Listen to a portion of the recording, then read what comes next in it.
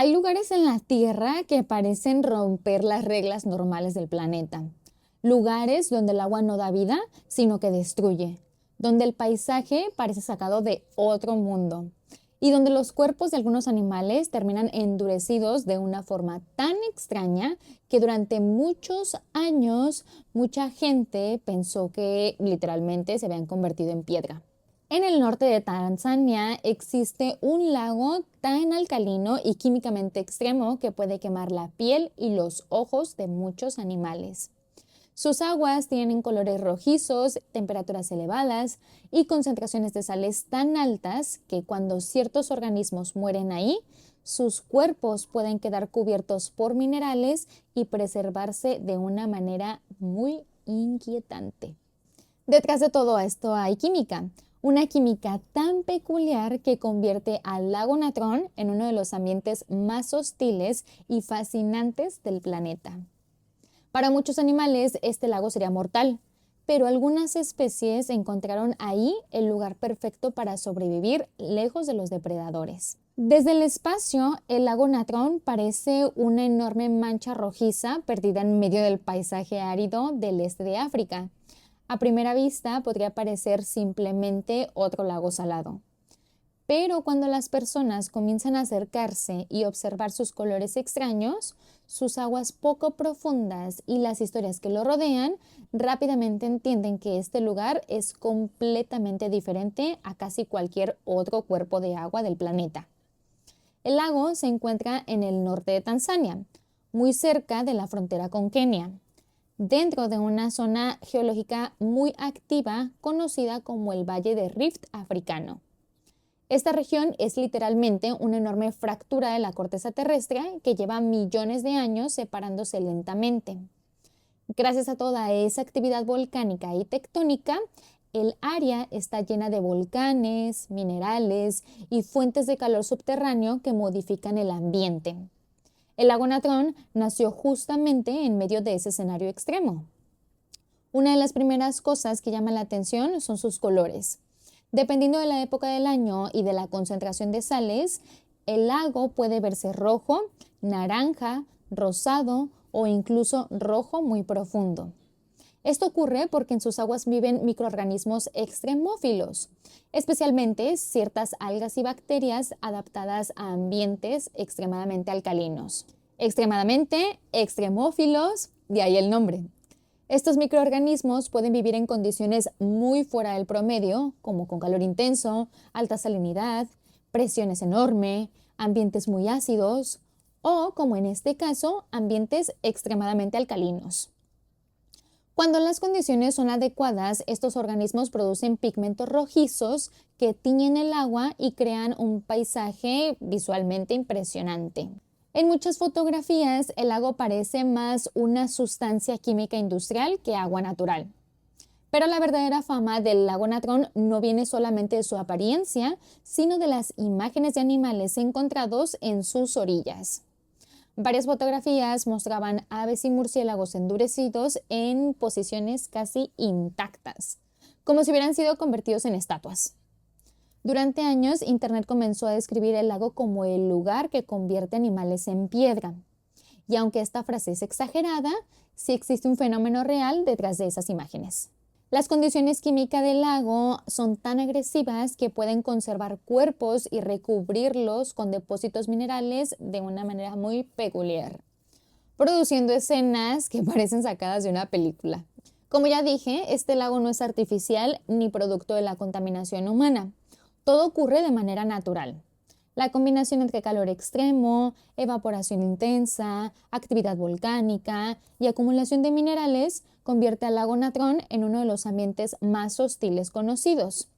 En ciertas zonas, el agua puede alcanzar temperaturas cercanas a los 60 grados centígrados y además posee niveles de alcalinidad tan altos como de 11, que son comparables a sustancias de limpieza muy corrosivas, como el cloralex o el Mister Músculo. Para muchos organismos, entrar en contacto prolongado con esta agua puede ser peligrosísimo. Y aún así, en medio de todo este paisaje aparentemente mortal, existe vida. Pero primero hay que entender por qué el lago Natron puede ser tan agresivo con muchos organismos, así que hablaremos del pH. La palabra pH significa potencial de hidrógeno. Lo que intenta medir es qué tanta concentración de iones de hidrógeno tiene una sustancia acuosa.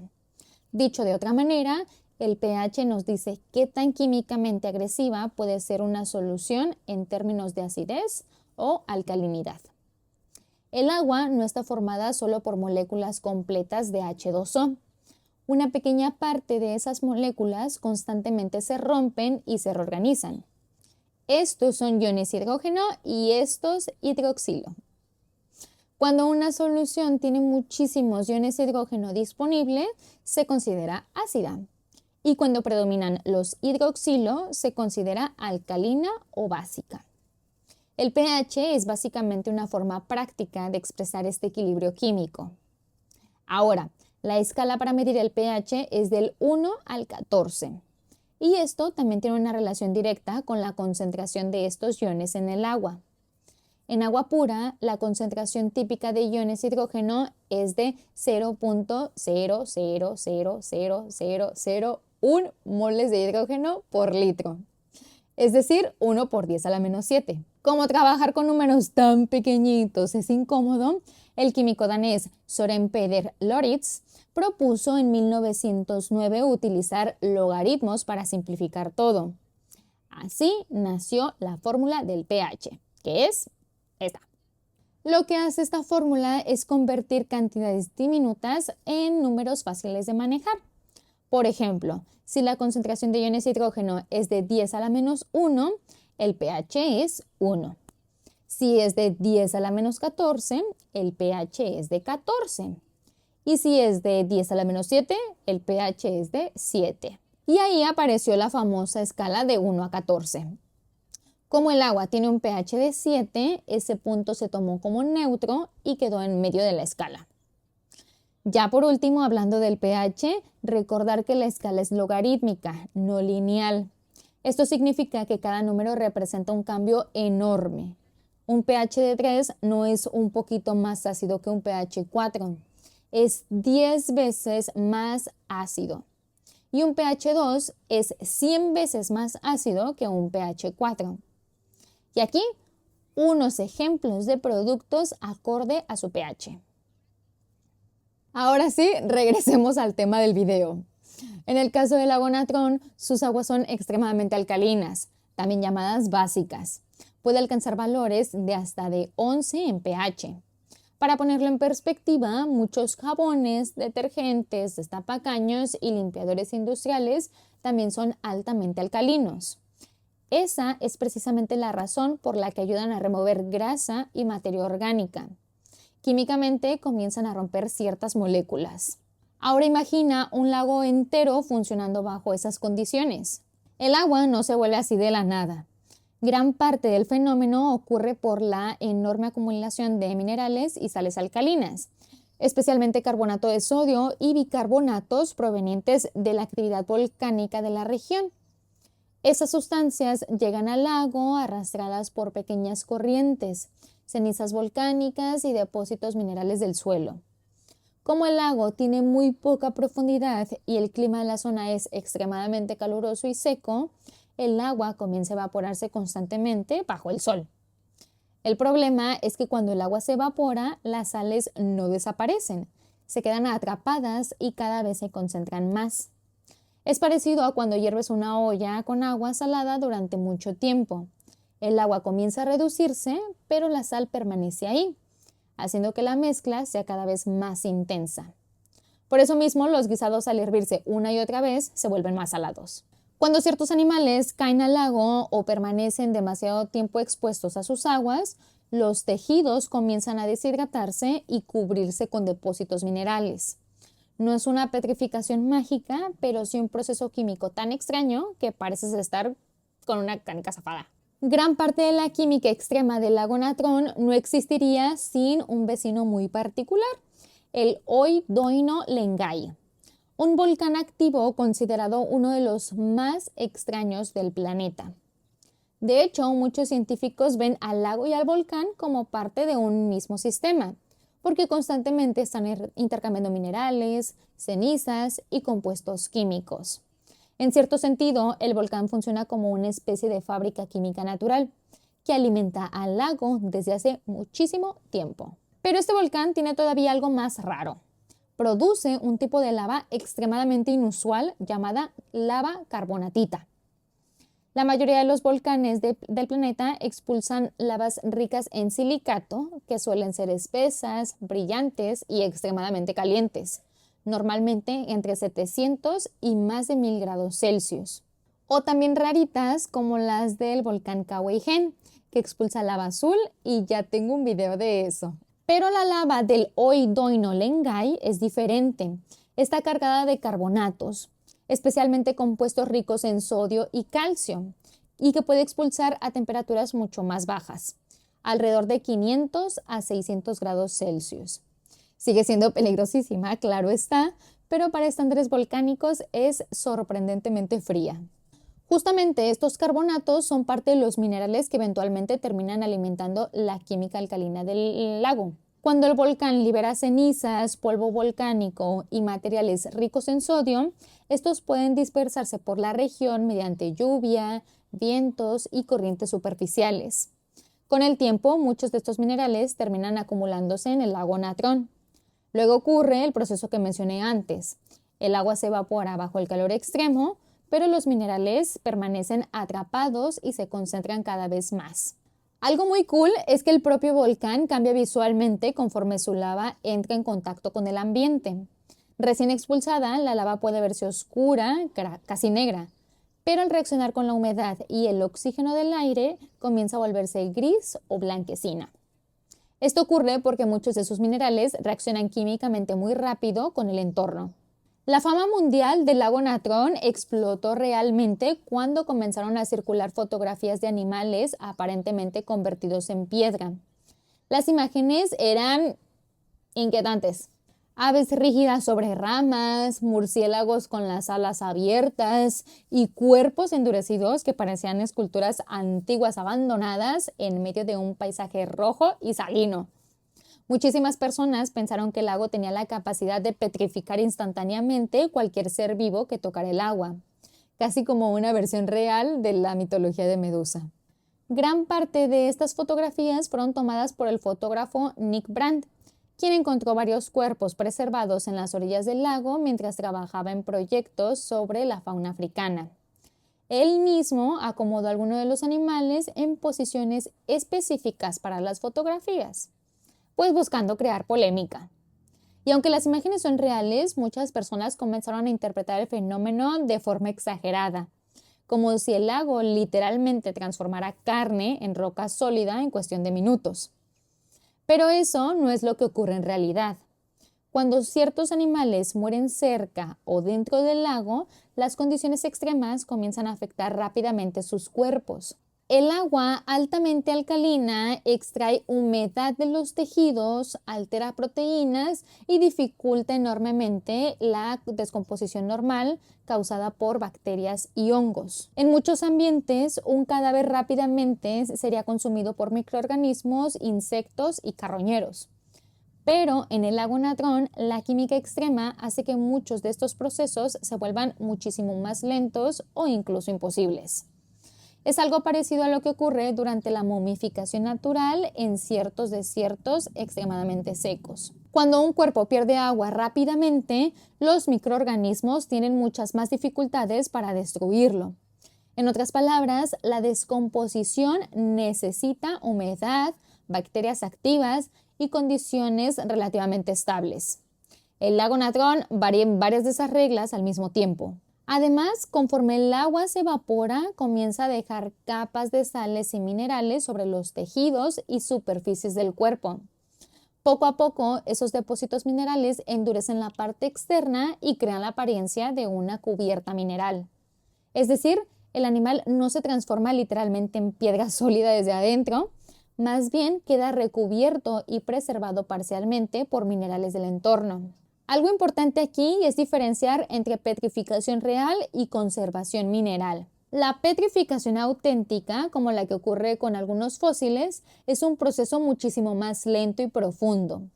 Ahí, con el paso de miles o millones de años, los minerales reemplazan gradualmente el material orgánico célula por célula.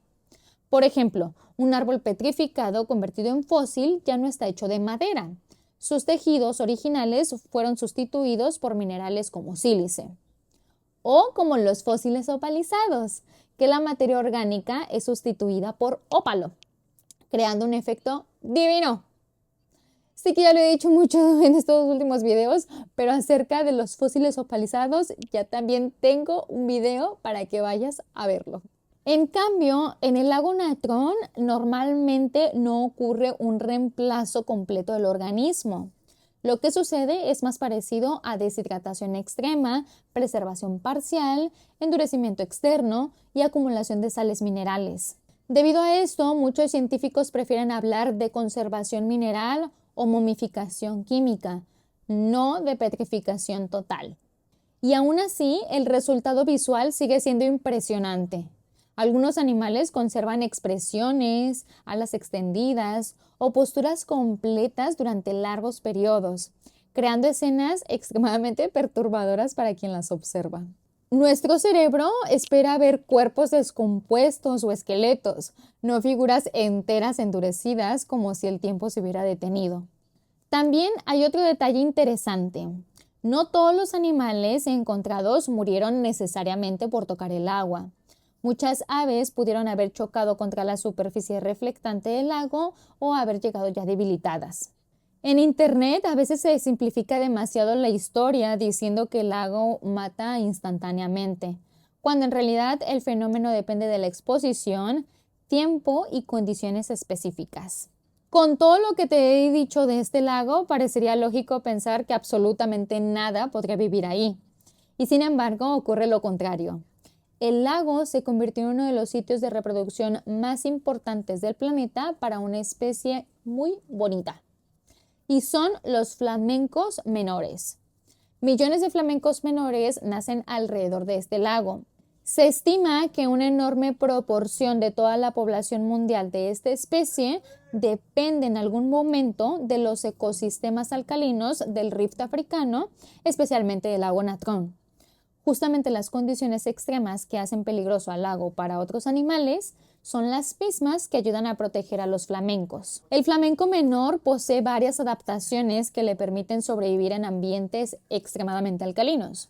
Una de las más importantes está relacionada con la piel de sus patas y con las escamas que recubren sus piernas, las cuales toleran mucho mejor el contacto con aguas agresivas. La piel de las patas está queratinizada, o sea, tiene queratina para proteger los tejidos, y las escamas reducen el contacto directo con los tejidos blandos. Además, pasan gran parte del tiempo en zonas poco profundas donde las condiciones pueden variar constantemente, así que su comportamiento también influye muchísimo en minimizar los daños. Pero probablemente la adaptación más impresionante está en qué es lo que comen. Estos flamencos consumen enormes cantidades de microorganismos extremófilos, especialmente cianobacterias y algas microscópicas adaptadas a la alcalinidad del agua. Estos microorganismos da la casualidad que contienen pigmentos ricos en carotenoides, compuestos que eventualmente terminan dando el característico color rosado de los flamencos. Recordemos que las cianobacterias hace 2.400 millones de años fueron los primeros seres vivos que empezaron a utilizar agua para generar oxígeno a través de la fotosíntesis.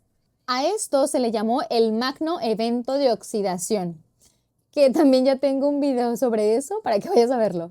Es decir, el mismo ambiente químico extremo que vuelve rojo al lago también ayuda indirectamente a darle color a las aves que viven ahí. Además, los flamencos menores desarrollaron comportamientos muy específicos para reproducirse en este ambiente. Construyen nidos de barro endurecidos en pequeñas islas o zonas aisladas dentro del lago, donde ponen sus huevos relativamente lejos de muchos depredadores terrestres.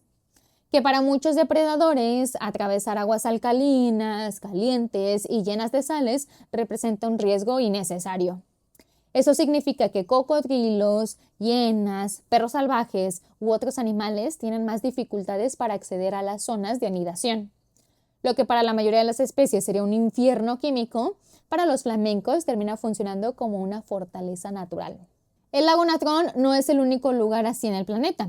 Existen otros lagos extremos que parecen desafiar las reglas normales de la vida. Por ejemplo, el Mar Muerto, con una salinidad tan elevada que muy pocos organismos complejos sobreviven ahí. La Laguna Colorada, famosa por sus colores rojizos causados por microorganismos y minerales. El lago Mono, otro lago alcalino con química extrema y formaciones minerales extrañas. Y el Gran Prismatic Spring, una fuente termal llena de microorganismos capaces de sobrevivir a temperaturas altísimas. Cada uno de estos lugares parece casi incompatible con la vida, y aún así todos esos contienen microorganismos especializados. Estos lugares son importantes científicamente porque si ciertos organismos pueden sobrevivir ahí, quizá también podrían existir formas de vida microscópica en ambientes extremos de otros mundos, tipo Marte o maybe la Luna. El lago Natron existe gracias a millones de años de actividad tectónica, volcanes ricos en minerales, evaporación extrema y acumulación constante de sales alcalinas. Lo que parece un fenómeno sobrenatural es en realidad el resultado de procesos naturales ocurriendo lentamente a escala planetaria. La Tierra literalmente creó un ambiente tan extremo que puede alterar la forma en que los cuerpos se descomponen, modificar completamente qué microorganismos sobreviven ahí y transformar un lago en uno de los ecosistemas más extraños del planeta.